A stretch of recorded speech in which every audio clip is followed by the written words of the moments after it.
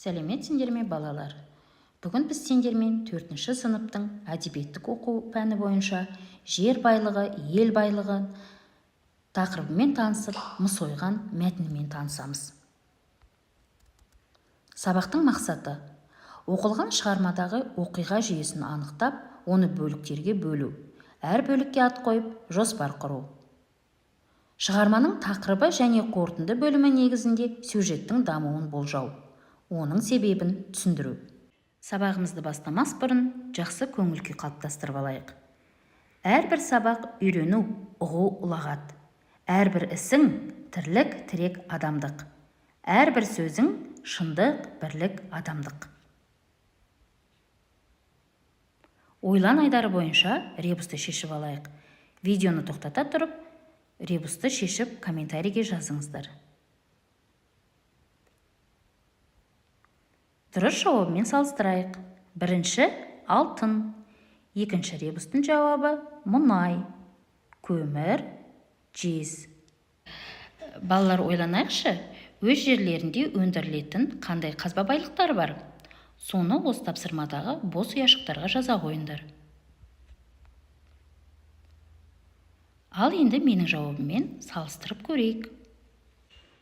Жаңа сабағымызды бастайық.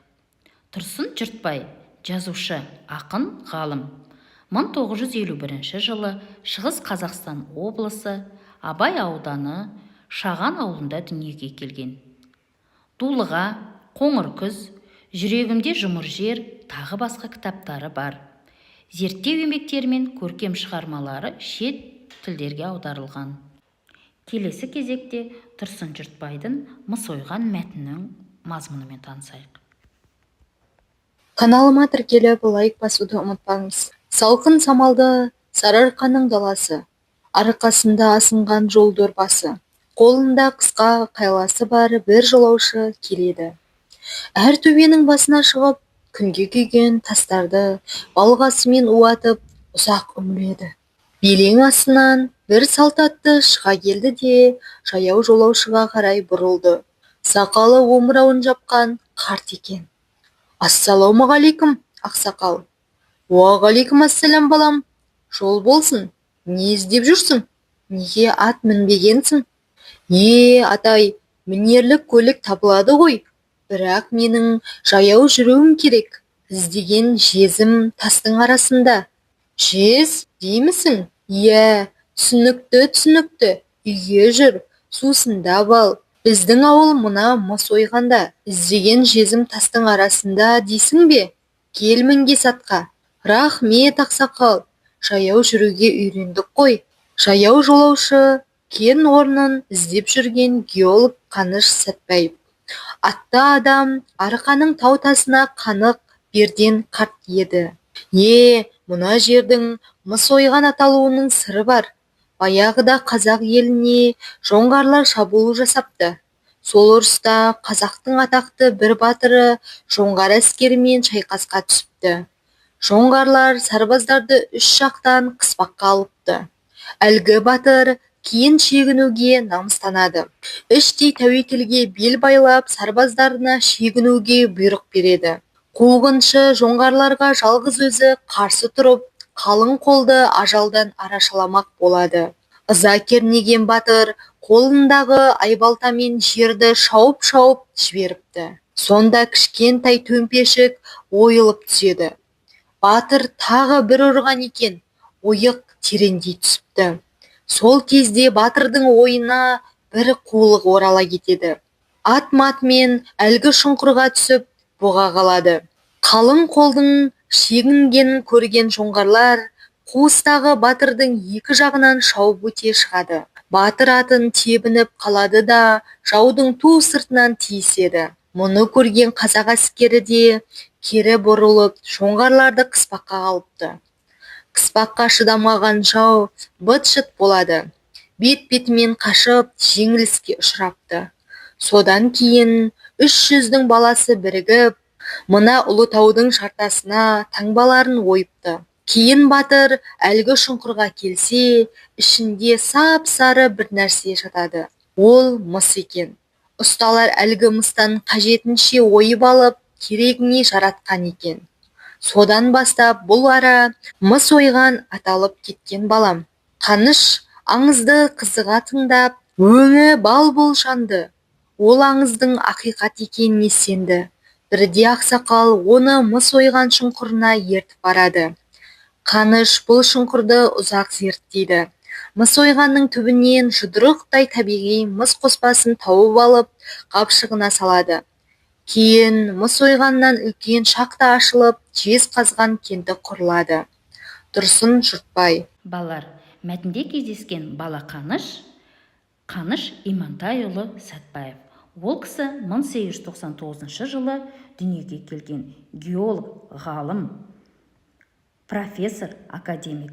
Қазақ КСР ғылым академиясының ұйымдастырушысы, оның тұңғыш президенті болған.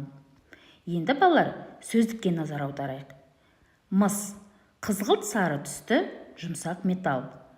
Табиғи мыс қоспасы құрамындағы басқа заттардан ажыратылмаған мыс кесегі. Атымен бірге деген мағынаны береді.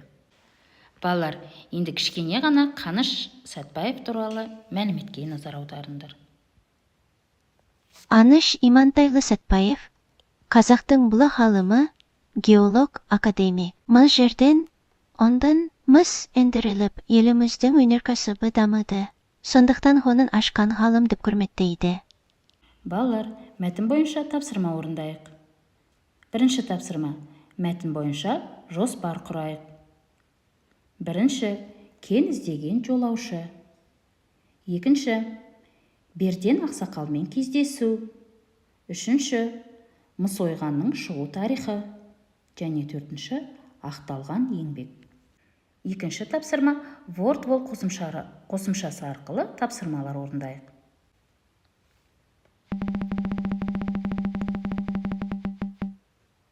Бірінші сұрақ. Мәтінде қазақ еліне шабуыл жасаған кімдер? Ойланайық, балалар.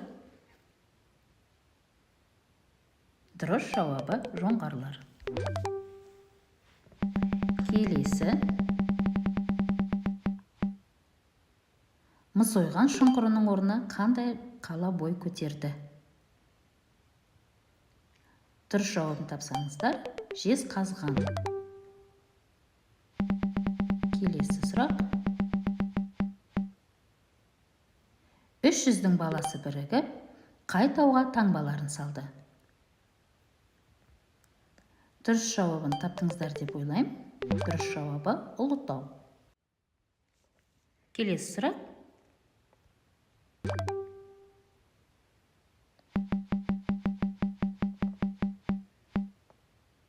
Мәтінде қандай пайдалы қазба туралы айтылады? Дұрыс жауабын ойланайық, балалар. Дұрыс жауабы мыс. Және соңғы сұрақ. Қаныш Сәтбаев кім? Бұл сұрақтың жауабы геолог. Балалар, үйге тапсырма, мыс ойған шығармасын өздерінің нұсқаларында жазып келу. Балалар, сабағымыздың кері байланысын смайлик арқылы комментарийге жазып жіберіңіздер. Назарларыңызға рахмет, қош сау болыңыздар.